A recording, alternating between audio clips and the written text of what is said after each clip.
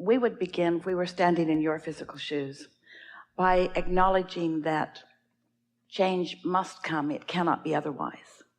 And so you cannot help but play a role in that, because you exist, you observe, you shoot off rockets of desire.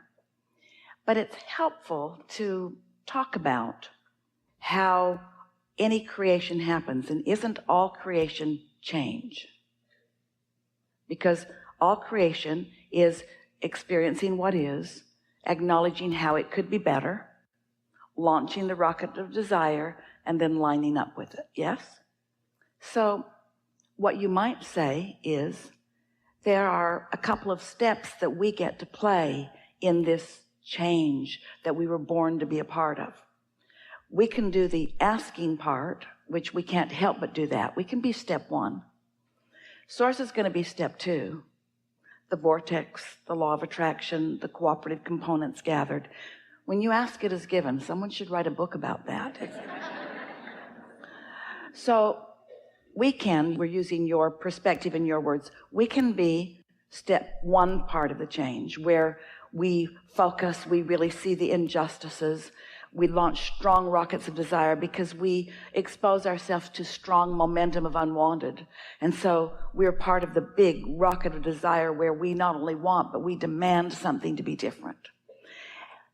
And we can be a part of the allowing part of it, the receiving mode part of it, whereas once we've asked for the change, that we stand in vibrational alignment by focusing upon what we're looking for, not what we're pushing against, so that we can be the receivers of the thought, so that we can be the receivers of the perfect timing, so that we can say the right words, so that we can stand at the right place in the right time.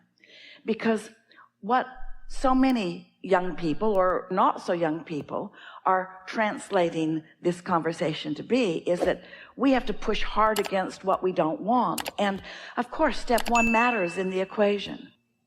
But if you stay only in step one, then you deprive yourself of the connection, of the clarity, of the receiving, of the getting to stand as witness of the improvement. And that's why so much goes so slowly. The protests last too long, and people hold themselves in defiance of their own desires.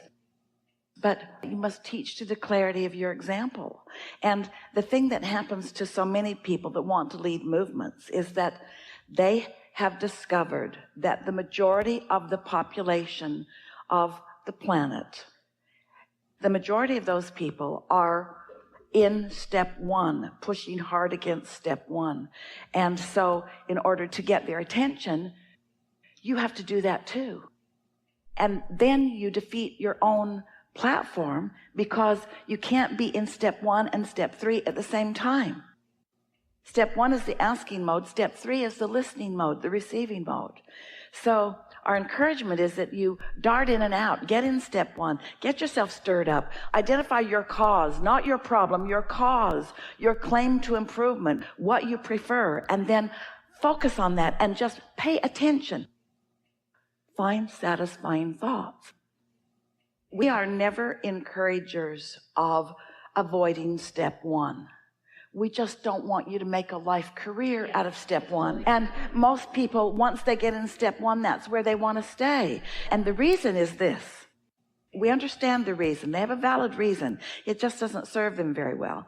Is that the unwanted thing that happened, that step one moment, caused them to want a better world, to want a safer world, to want a happier world, a world that right now they don't believe is possible because they're all twirled up in what they're watching on television or the reality of what just happened. And so it feels to them that in order to justify all this new goodness that they're asking for, that they have to push really, really hard against the badness.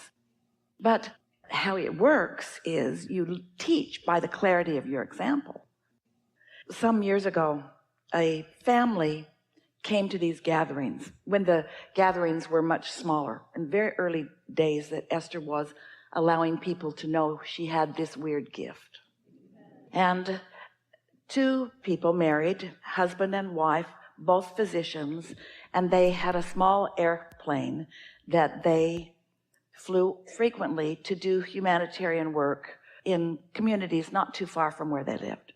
And they had a young daughter, and they were flying back to their home in the desert and misunderstood which way the wind was blowing and approached the landing from the wrong direction, and their plane flipped over and caught fire. And no one was hurt. They got out of the plane, but the young girl was shaken by it. And what her statement to her mother was, we've been listening to Abraham and we believe we create our own reality. And how did we do this?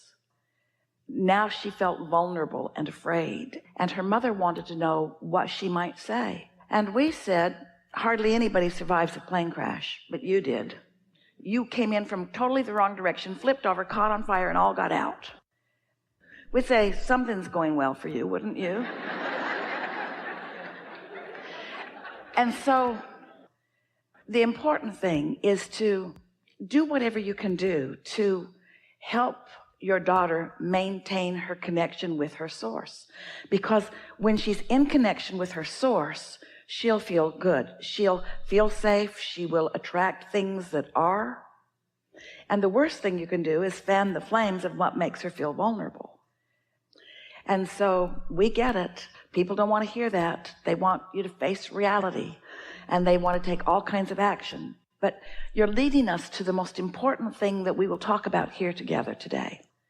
You're really going to like it, how it ties together, and the tool that it will give you for clarity along the way and success in whatever it is you're teaching or living yourself.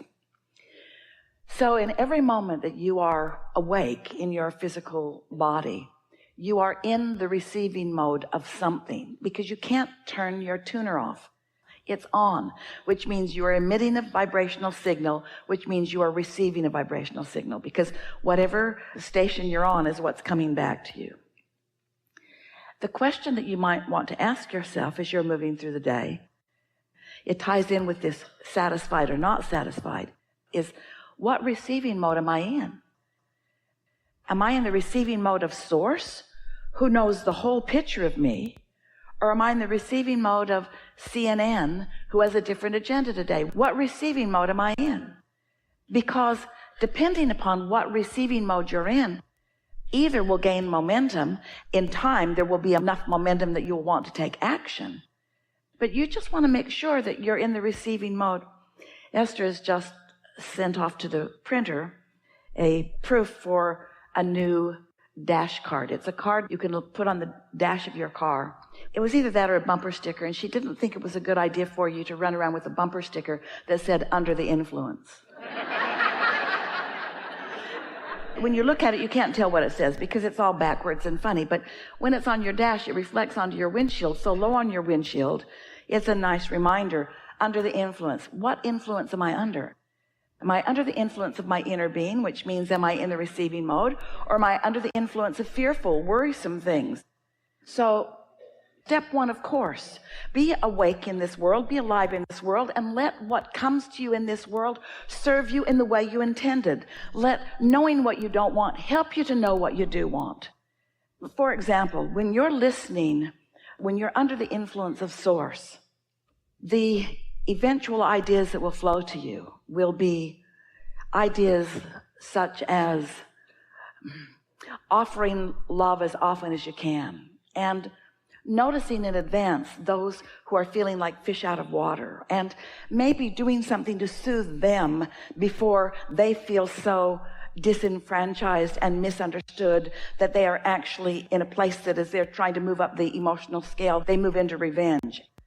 You see what we're getting at? You might be one who rendezvous with someone who is on their way to that kind of an act, but instead they meet you bright and shiny and in love with life and not judging them the way others do, and seeing them through the eyes of source and maybe saying the perfect thing at the perfect time. In other words, when you're under the influence of source, you are part of the solution. When you are under the influence of something other than that, you're part of the problem. So you might just want to remind her that there's step one and there's step three, and which part does she want to predominantly be a part of. And of course, you're going to be part of step one. You can't see that without having that knee-jerk reaction and wanting things to be different.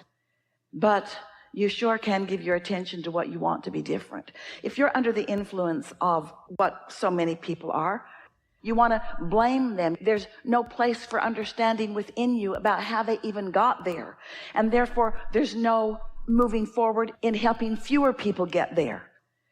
Law of attraction says you get what you think about, whether you want it or not. And whatever you're thinking about is becoming more and more and more and more and more. Do you want to be part of the problem, or do you want to be part of the solution? You know, we talk about this stuff so much. And audiences hear and have their individual responses to what they hear here. And we know that as we speak universal truths, as we speak of the laws of the universe as we know them to be, that to those who are hearing it, it could just be another set of words that are just another set of words. We know we can talk to you about your source. We can talk to you about connection. We can talk to you about alignment. We can talk to you about empowerment. We can talk to you about the receptive mode. But until you've actually lived some life and know you want something, and then actually deliberately quieted your mind and stopped the negative chatter and allowed your vibration to rise, and you know you did because of the way you feel in your body, and then received an impulse or a thought that felt satisfying, felt delicious to you, and so you followed it because we had this discussion, and then you witnessed the result of that, and then you know, because words don't teach. So you have to live it yourself. You have to be joyful in this world that could be scary. You have to feel secure in a world that could feel tentative. You have to demonstrate your own connection before you even have an opportunity at all to awaken it. This movement that is afoot, we applaud it because we think it's wonderful that they are saying we want something different than we've got. But to act like adults that are just now pushing against this isn't going to get them to where they want to be. They want to live in a safe world, but you know where that safe world is? It's the satisfaction that you feel between wanting a safe world and having thoughts about one. That's where it is. And practicing that until your momentum is so strong that the universe cannot yield to you anything other than that. When you stood before Jesus, dripping your illness, he saw not your illness, he knew your wellness, and he knew it so unequivocally that while you were in his gaze, your illness could not abide in his vibration. And then he said, don't go home and talk about that. He said, go forth and tell no one. Because he knew if you went home and talked about it, that you would not be able to maintain that knowing of your well-being. We know. And so just be easy about this. Don't go out and try to repeat what you heard. You won't remember most of it anyway. Just reach for as much satisfaction in thought as you can find, and take it really, really, really, really easy. Your vortex is so full of wonderful things, and you have guidance within you that is so extra active right now because you've been in the receiving mode off and on, but mostly on, and you're in a different vibrational place, which means your point of attraction has shifted, and your relationship with everyone on the planet is different now than it was before. So your ability to recognize that receiving mode or not, there'll be more keen awareness within you. These are really good times. These are really good times. There's more contrast, which means there's more expansion. And now with this knowledge, there will be more keeping up with your expansion, which means there'll be more joy, which is what it's all about, yes? There is great love here for you. And as always, we remain joyously and stubbornly in your vortex. Yeah.